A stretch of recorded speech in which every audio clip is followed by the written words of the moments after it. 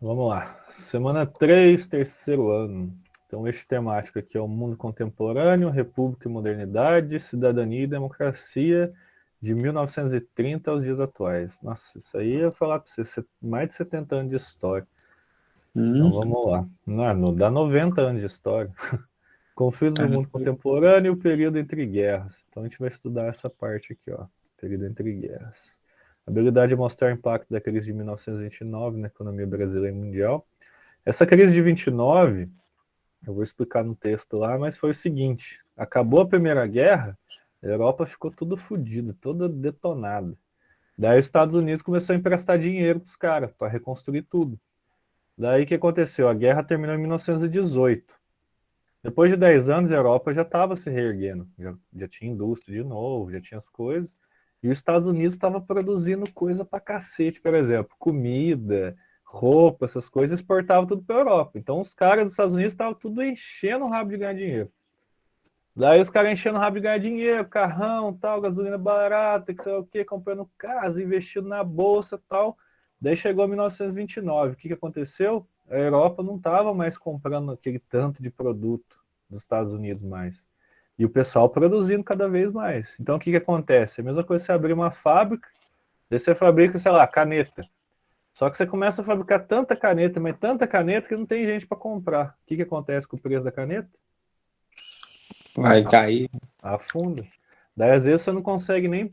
O preço que eles estão pagando a caneta, às vezes, você não consegue nem pagar os funcionários da sua fábrica. Daí, o que Não, acontece com as fábricas? Quebra tudo. não. Essa foi a crise de 29. Os caras tomaram na tarraqueta nessa aí. Conteúdos relacionados aqui, ó. Primeira Guerra Mundial, ascensão do totalitarismo. Como as empresas tudo quebraram, não só dos Estados Unidos, como no mundo inteiro, inclusive no Brasil, daí vieram aqueles retardados, né? O Hitler, o Mussolini. Daí chama de totalitarismo, né? Que é o nazismo e o fascismo. São os Ah, caras assim que falavam para a população, pô, que negócio que é esse aí, cara? Que a gente aqui tá tudo detonado, tal. Não, vamos começar a virar o jogo, tal. Daí o pessoal começou a acreditar no cara. E o cara tava fazendo um tanto de política lá que o pessoal tava gostando, o pessoal começou a ganhar dinheiro. Daí veio a Segunda Guerra Mundial. Daí Hitler matou um tanto de judeu, não, foi uma desgreta. Daí essa parte da Segunda Guerra Mundial. Revolução de 30 foi Getúlio Vargas no Brasil. Eu vou explicar isso aqui no texto aqui embaixo. Ó. Você vê a crise de 29? O texto fala de um jeito mais difícil de entender, mas você vai ver que é a mesma coisa que eu acabei de falar. Ó. beleza. Olha lá. As sociedades capitalistas, que no caso aqui, toda vez que fala capitalista, você lembra desse carinha aqui, ó, Estados Unidos. O Brasil também é capitalista. O que é Ah, capitalista? É uma sociedade que todo mundo importa com dinheiro, certo? Já ah, a União Soviética é socialista. O que é socialista? É uma sociedade um pouco mais igualitária. Então você não vai ver, por exemplo, um cara ganhando 100 mil e o outro ganhando R$ 1.000. Não vai ter muito ah. isso. Vai ter mais ou menos a Isso, galera ganhando a mesma isso que é o coisa. Brasil que é errado. E o Brasil é capitalista, né? Então, o capitalismo é o quê? Por exemplo, celular. O pessoal sempre está querendo um iPhone mais caro, um carro mais É, caro, um sei lá o que mais caro. Então, o que importa para a pessoa é consumir. Então, as empresas, essas coisas assim, a galera ganha dinheiro com isso. E quem é é, explorado é o trabalhador. É a mesma coisa você chegar lá na fábrica de bloco. O cara que está lá pegando, puxando cimento, um carrinho, colocando na máquina para prensar o bloco, sei lá o que, o cara ganha salário. Ganha lá 900 conto, 800 conto. Às vezes nem isso. Enquanto o dono da fábrica está ganhando 3 mil, 10 mil, 20 mil, vai saber quanto que o cara está ganhando. Isso né? aí é o mundo capitalista. Explora o trabalhador enquanto o patrão está enchendo o rabo e ganhando dinheiro. É basicamente, Escravidão. é como se fosse, cara. É como se fosse. Então, nos anos que seguiram a Primeira Guerra, assistiu às mudanças radicais em todos os seus aspectos.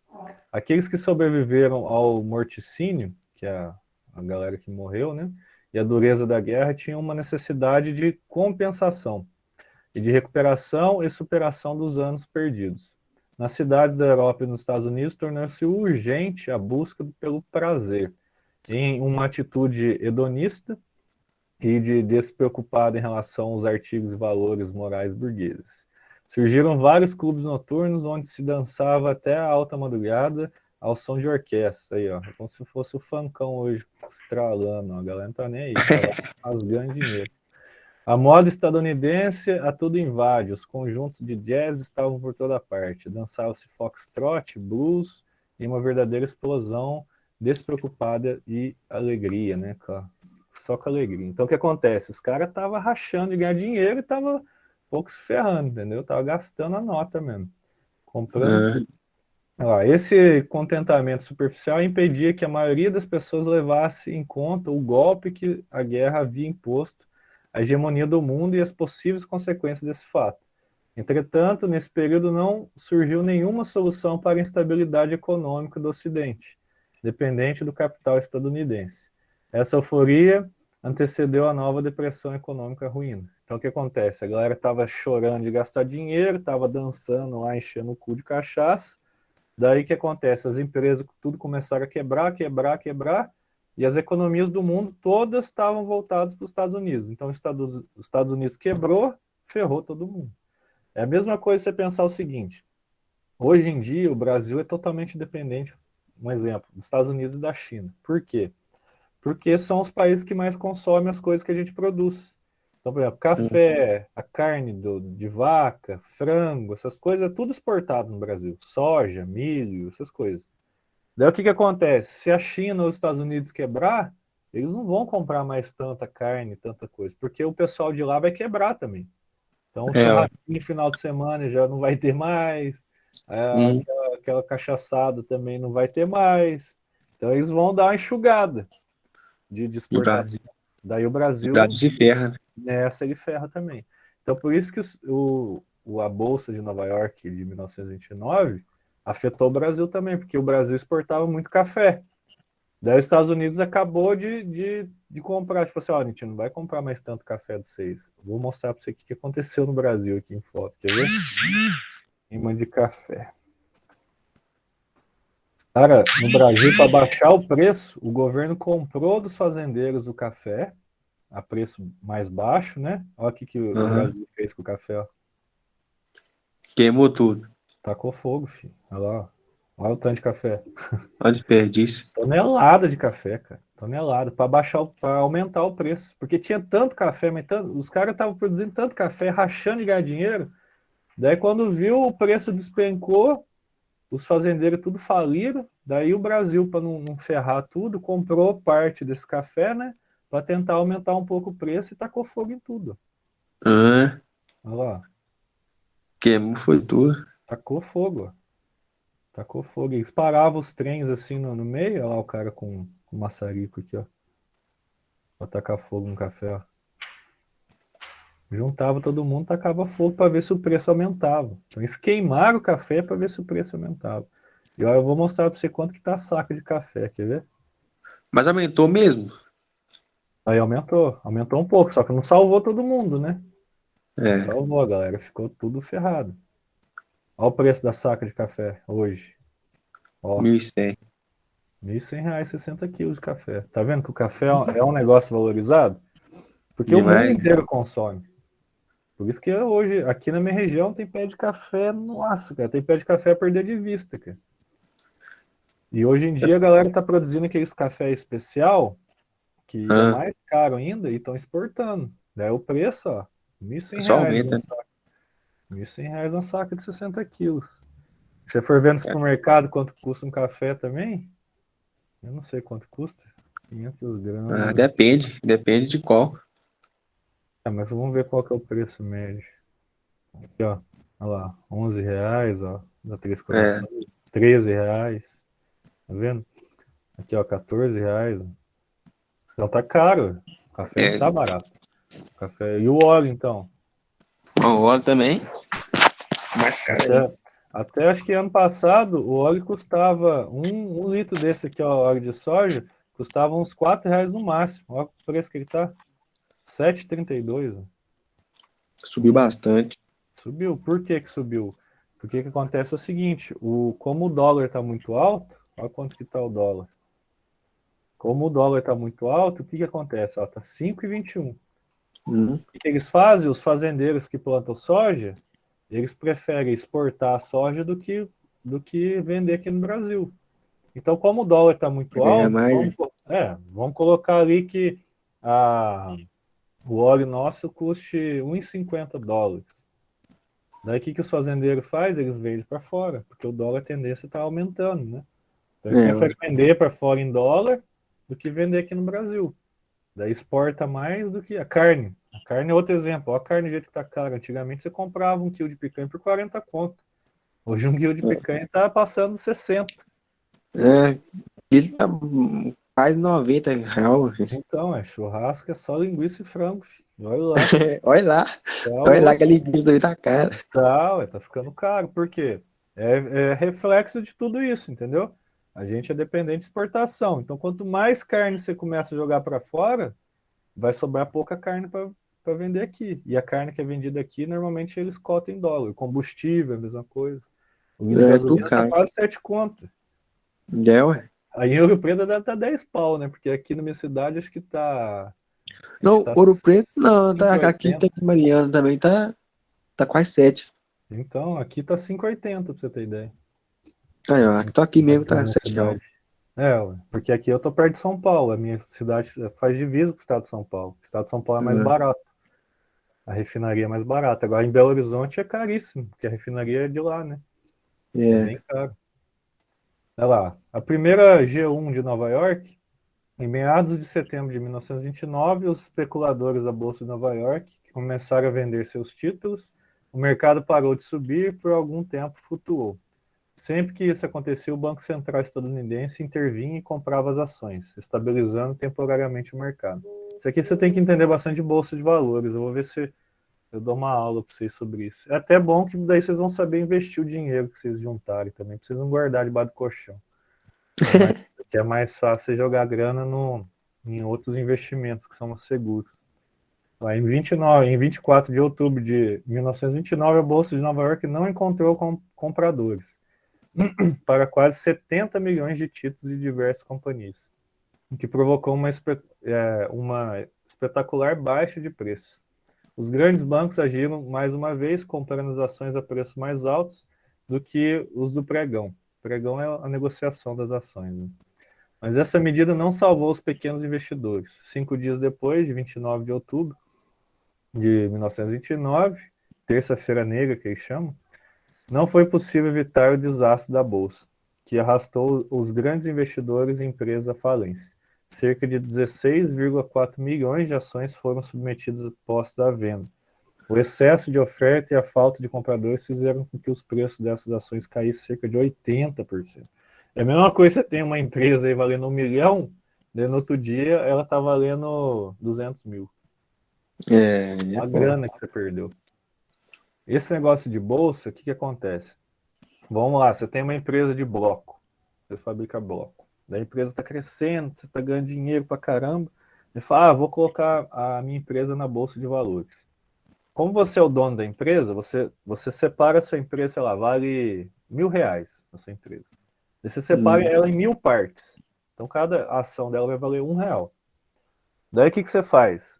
Você pega e coloca na bolsa 49% dela. Então, você tem lá na bolsa, então, 490 ações. O resto são suas. Por quê? Porque você é o sócio proprietário, né? Você é o dono. Daí você Uhum. coloca elas. Daí a galera vai comprar por R$ 1. Então, esse R$ 1 que a galera comprar, você vai pegar para você e vai investir na fábrica, para tentar crescer a fábrica. Então, por exemplo, você recebeu lá R$ 490. Vamos supor que dê para comprar mais uma máquina. Você compra a máquina, daí a produção sua dobrou, a venda sua dobrou. Daí a ação sua que vale R$ 1 vai valer 2. Entendeu? Daí só vai Entendi. aumentando, vai aumentando, vai aumentando. Daí quanto mais comprador e mais vai crescer a empresa, mais caro fica.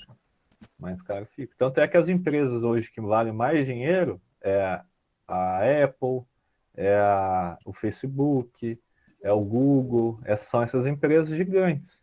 A Uhum. Coca-Cola. Por quê? Todo mundo sabe que a galera não vai deixar de beber Coca-Cola, não vai deixar de comprar iPhone, às vezes empresa de carro também, entendeu? A É. Volks, a BMW. A BMW é da Audi? Não lembro agora. Eu sei que a Audi é da Volks, a Uhum. Ferrari é da Fiat. Essas empresas meio que se fundiram, né? Só que são divisões diferentes. Olha lá, expansão e a solução da crise. Ó, como que eles solucionaram a bodega, tudo lá. Olha lá, elevada internacionalização da economia mundial provocada pelo desenvolvimento do capitalismo monopolista financeiro e pelo imperialismo desse final do século XIX. Conectou em profundidade até então nunca vista as economias das diversas áreas do globo. Então está falando aqui que depois da Primeira Guerra, todas as economias do mundo eram ligadas. Então, por exemplo, caiu aqui a Bolsa dos Estados Unidos, ia ferrar o Brasil, ia ferrar a Europa, ia ferrar todo mundo. Daí está falando aqui, ó. Somada à posição hegemônica conquistada pelos Estados Unidos na economia mundial com o fim da Grande Guerra, o país assumiu a posição de maior credor, maior investidor e maior mercado global. Essa internacionalização econômica tornou inevitável que a crise estadunidense contaminasse todos os demais países capitalistas, principalmente os europeus, tornando a crise de 29 uma depressão sistêmica. O Brasil também sofreu com os impactos dessa crise, isso porque os Estados Unidos era até então seu principal comprador de Café. tá vendo? Então, os americanos chegaram no Brasil e falaram, eu não comprar café. Aí ferrou todo mundo, filho. Deixou tudo na bala. Já é. Para solucionar a crise, o presidente democrata Franklin Delano Roosevelt propôs o New Deal, que é um novo acordo, né, em inglês. Esse plano fundamentou-se teoricamente nas ideias da economia do inglês John Maynard Keynes, crítico do severo do liberalismo. O que é liberalismo? Liberalismo é o seguinte, o cara lá tá plantando mandioca. Não, planto mandioca, eu faço polvilho, sei lá o que, blá, blá, blá. Daí chega no banco para pegar um empréstimo para, sei lá, comprar mais estaca ali, para aumentar a plantação e tal. Daí o banco chega, o que você está plantando? Ah, estou plantando mandioca. Fala, então, você precisa de quanto? Eu preciso de 200 mil. Ele dá a terra dele como garantia, lá e pega os 200 mil, vai comprar máquina, vai comprar alguma coisa. Só que é o seguinte, o que acontece? No liberalismo, os bancos emprestavam dinheiro para quem quisesse. Ah, você vai plantar o quê? Tomate? Então toma o dinheiro. Ah, você vai plantar o quê? Milho? Então toma o dinheiro. Tava um pouco se fudendo o que você ia fazer, entendeu? O que aconteceu nos Estados Unidos? Tinha um tanto de agricultor também. Só que quando deu a crise, ninguém conseguiu pagar nada. Entendeu? Tipo, não conseguia vender carne, não conseguia vender milho, não conseguia vender porra nenhuma. Daí o que aconteceu? Os bancos liberando dinheiro. Por isso chama liberalismo, libera grana. Mas quem empresta não é o banco, quem empresta é o governo. É igual quando você vai fazer uma casa lá no Minha Casa Minha Vida. Você vai na Caixa Econômica, fala, moço, eu não tenho casa, eu tô com meu filho ranhento aqui, minha mulher tal, quero morar na casinha, tô pagando aluguel caro. Daí quanto que você tem? Ah, eu tenho uns 20 mil. Então dá isso aí de entrada, eu parcelo pra você em 50 anos e você paga o resto da casa. Daí quem tá te emprestando dinheiro não é o banco, é o governo. Vem do meu imposto, vem do seu imposto, vem do imposto de todo mundo. Daí você vai pagar a mensalidade ali e daí você termina de pagar a mensalidade, a casa é sua. Então o que acontece? No liberalismo, eles liberavam essa grana do governo para quem quisesse. Daí que o presidente viu? Foi, cara, vocês têm que parar de fazer isso, véio. Para de fazer isso. Porque se você emprestar para quem você quisesse, para quem for pedir lá, o pessoal vai produzir muito uma coisa e vai deixar de produzir as outras. Entendeu? Então, por exemplo, estão precisando que produza tomate. Então, quem foi lá e falou assim, eu quero produzir, sei lá, morango. Eu falei, não, para morango não tem crédito, não. Você quer produzir tomate? Tem. Daí a galera vai lá, pega a grana e produz mais o tomate, porque sabe que o preço vai aumentar, o cara vai conseguir pagar. Então, isso chama intervencionismo. É o contrário de liberalismo. Chama intervencionismo. Então, você vai emprestar grana só para quem você quiser. Agora, o liberalismo é tipo assim, foda-se que você vai emprestar dinheiro, empresta para todo mundo aí e deixa o pau moer. Né? Isso aconteceu nos Estados Unidos, é por isso que caiu a bolsa. As principais medidas adotadas foram o fechamento temporário dos bancos e a requisição dos estoques de ouro para equilibrar as finanças. A desvalorização da moeda visando a elevação dos preços dos gêneros agrícolas a níveis toleráveis, de modo a permitir aos fazendeiros pagarem suas dívidas. Esse cara tudo devendo até as cuecas. Emissão de papel moeda e abandono do padrão ouro, que permitia ao Banco Central financiar o seguro-desemprego. Criação da administração para ajuste agrícola. Por isso que a agricultura é importante, entendeu? Por exemplo, choveu muito. Você pode ter certeza que alface, hortaliça em geral, vai estar muito caro, porque elas são afetadas com a chuva, ou com a estiagem, ou se não com chuva de granizo, essas coisas assim. Daí você chega lá, vontade de comprar uma alface. Daí você chega lá, pra comprar uma alface, tá custando 10 conto. Não, eu vou levar um quilo de frango, que tá melhor. Com o intuito de reduzir a produção agrícola mediante subsídios estatais, a realização de grandes obras públicas, como estradas, hidrelétricas, então eles começaram a construir as coisas para dar emprego pro pessoal. Então, estrada, hidrelétrica, irrigação, reflorestamento, hospital, o governo começa a construir porque vai dar emprego pro pedreiro, pro engenheiro, pro cara lá que tá, sei lá, vendendo areia, vendendo cimento. Então vai dar emprego para porrada de gente. Para absorver a população desempregada. Então, obra pública sempre eles fazem. Hitler fez isso também na Alemanha. É lá que eles construíram aquelas highway, que chama? Highway? Como que chama aquela estrada que não tem limite de velocidade? Sei lá. Estrada sem limite. Autobahn. Você nunca ouviu falar disso aí? Não. Autobahn? Problema que eu não sei como que escreve. Autobahn alemã. São umas estradas lá aqui é como que escreve. São umas estradas lá na Alemanha, praticamente não tem limite de velocidade. Você anda, tipo, 300 km por hora, 400, velocidade que você quiser. Daí tem as faixas, né? Tem as faixas. Daí, por exemplo, aqui, deixa eu abrir a imagem aqui, ó. Isso aqui é na Alemanha. Então aqui, ó. Essas faixas aqui, ó, do centro, ó, você pode andar até 120. Essa aqui você pode chorar o bambu. Você pode andar 400, 500, 1000 quilômetros. Se você tiver um jato, qualquer merda aí de carro, você pode andar se você quiser. Aqui, ó. Essa parte aqui. Essas aqui é 120. É 120. Entendi. Um amigo meu, quando ele foi fazer intercâmbio, ele foi lá e falou, cara, você pode andar 200 km por hora. Olha quantas faixas tem, ó. 1, 2, 3, 4 de cada lado. Você pode andar. Se tiver carro para andar 400, você anda. 300, 400, sei lá. Os caras até fazem teste nos carros aqui. Mas não causa acidente, não? Ué, não, porque o negócio é o asfalto mais liso que careca de quem não tem cabelo. Não, é tipo assim, se tiver lá numa faixa e tiver outro carro na sua frente, aí como é que faz? Então, como tem várias faixas, então essas faixas, essas 3 primeiras faixas, é para ônibus, caminhão, os carros que estão andando ali 100, cento e pouco, né? E a faixa lateral direita, que é como se fosse o acostamento, é só para carro correndo. É. Carro correndo. 200, 300 quilômetros. Daí eles deixam a galera chorar o bambu lá. Por isso eles fizeram essas estradas aqui quando o Hitler tomou posse na Alemanha. Essas estradas aqui que ajudaram a Alemanha a se reerguer, né? Porque precisava de muita gente para construir. Né? Ainda mais isso aqui, ó. Essas 4 faixas é a mesma coisa você pegar Fernão Dias. Fernão Dias é 2 de cada lado. Eles fizeram isso dos 2 lados. Você imagina, são 2 Fernão Dias. É doido. É muito serviço. É muita faixa. Entendeu? Então você tem que fazer uma por uma. As máquinas fazem uma faixa por faixa. Imagina quanta gente que demorou para fazer um negócio desse. É doido. Então vamos lá matar os exercícios aqui, ó. São quantos exercícios? 3? Vamos matar eles então. Aqui, ó. Lá no final de 2008, o mundo foi envolvido numa crise financeira que atingiu e ainda atinge a vida de todos. Nesse período, muitas referências foram feitas à crise econômica de 29. Foi uma crise que teve em 2008 lá, que afetou todo mundo. Que a Dilma falou que era só uma marolinha. Não afetou tanto o Brasil, não, na época, né? Lá, com base na charge em seus conhecimentos, responda ao que se pede.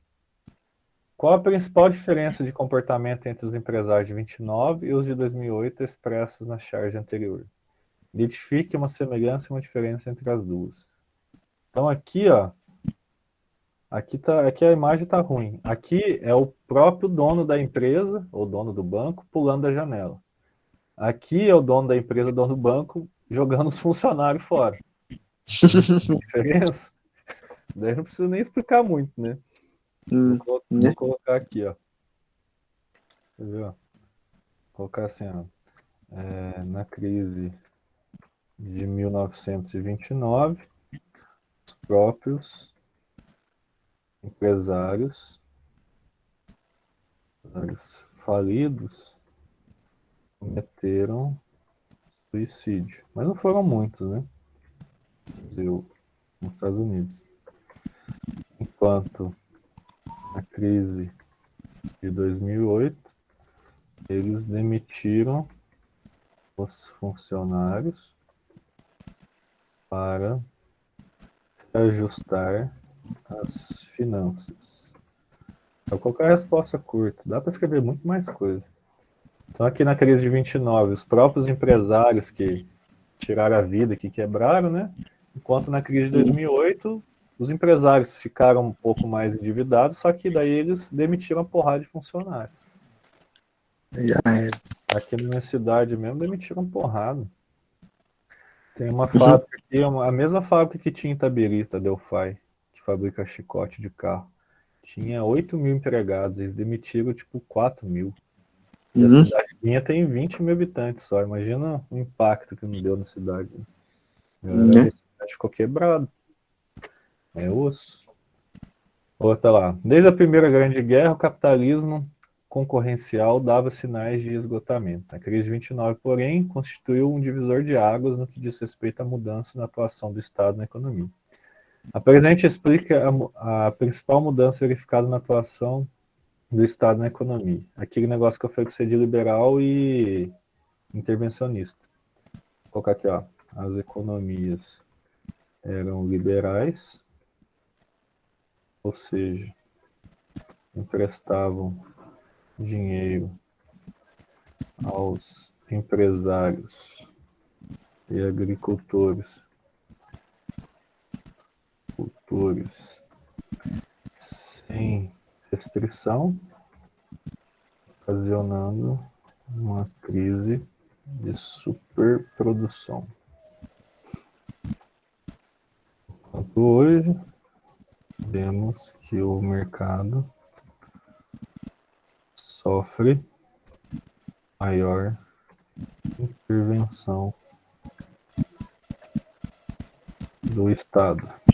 Estado é a mesma coisa que país, né? Estado brasileiro, essas coisas. Quando é Estado, letra maiúscula, é país. Quando o Estado que está com letra minúscula, é tipo Minas Gerais, São Paulo, as coisas assim. Se você quiser tirar print da tela, às vezes é até mais fácil para você ver. Você pode escrever depois também. Beleza. Não sei se é mais fácil. Pode para 3? Pode. Pode. 3 aqui é só de marcar, ó. De boa. Podia ser assim, é tudo, né? Marcar. Mas daí você tá querendo moleza demais. Moleza, é muita pergunta. Vai pra faculdade pra você ver. Você vai ver como que é. Tem uns alunos meus, professor, você falava da faculdade, agora que eu tô fazendo. Aí tem um pessoal fazendo enfermagem, fazendo engenharia. Eu fico de madrugada estudando da prova. Filho, prova, né? Faculdade, filho, os professores não estão nem aí que você trabalha, você deixa de trabalhar, você tem filho, você não tem. Os caras arrancam o couro mesmo. É osso. Já prepara, filho. Prepara, fazer curso técnico, essas coisas, já prepara. Estudar também é osso. Olha lá, o New Deal visa estabelecer equilíbrio entre o custo de produção e o preço, entre a cidade e o campo, entre os preços agrícolas e os preços industriais, reativar o mercado interno. O único que é importante, pelo controle de preço da produção, pela valorização dos salários e do poder aquisitivo das massas, isto é, dos lavradores e operários, e pela regulamentação das condições de emprego. Está falando aqui que a ideia deles saírem da crise lá de 29, que a gente chama de New Deal, né, foi o quê? Fazer obra pública, foi ajustar ali os bancos para parar de ficar emprestando dinheiro para todo mundo.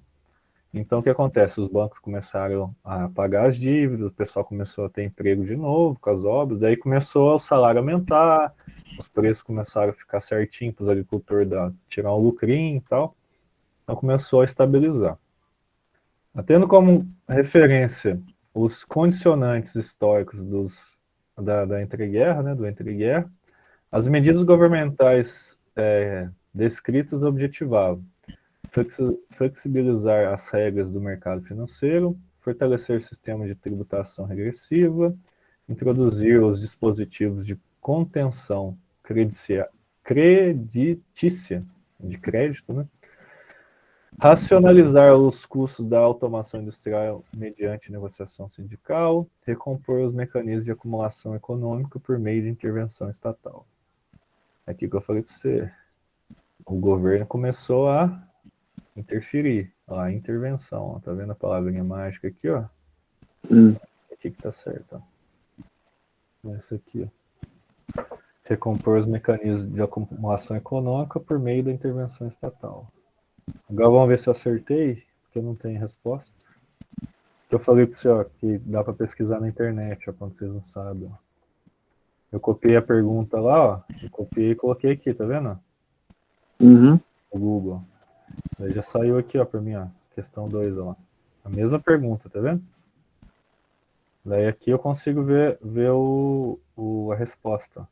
Resposta D, ó. Qual que é D, ó? Racionalizar os custos de automação industrial mediante... Ah, mas eu não concordo com essa resposta nem a pau. Ah, gabarito da questão aqui, ó. Ah, não, agora sim. Olha lá. Recompor os mecanismos de acumulação econômica por meio da intervenção estatal. Esse D aqui que eu não entendi? Nem eu Melhor entendi. tipo de professores. Ah, gabarito da questão, tá aqui, ó. Resposta aí. Dá até pra ver outro aqui, quer ver? Outro site. Não é possível que é D, mas ali tava E. Deixa eu ver, meu Deus, blá, blá. Ah, essa é a resposta. Ah, mas esse aqui tem que logar no Google, não gosto desse site. Eu gosto desse aqui, ó, que não precisa logar. Deixa eu ver esse aqui. Olha lá, esse aqui, solução. Blá, blá, blá, blá, blá. Todo americano tem direito. Ah, mas pera aí, cadê a questão aqui? Olha, flexibilidade é sério, solução. O New Deal foi... Blá, blá, trabalhadores não têm direito, não consegui. Ué, mas aqui não tem a resposta? Que desgreta, cara. A resposta chega em cima, só quero confirmar em outro site. Aqui é o número 1, vamos ver se tem resposta aqui embaixo. Aqui, Tá falando. Aqui, ó. Letra aí, ó. Resposta então 1, ó. Tá doida? Fala pra mim que é outra. Dá um soco no meio da tela do computador aqui. Recompor os mecanismos de acumulação econômica por meio da intervenção estatal. Recompor os mecanismos de acumulação econômica por meio estatal. Isso aí. É nóis, cara. Depois eu começo a quarta semana. Semana que vem. Mas semana que vem já vai ser presencial, né?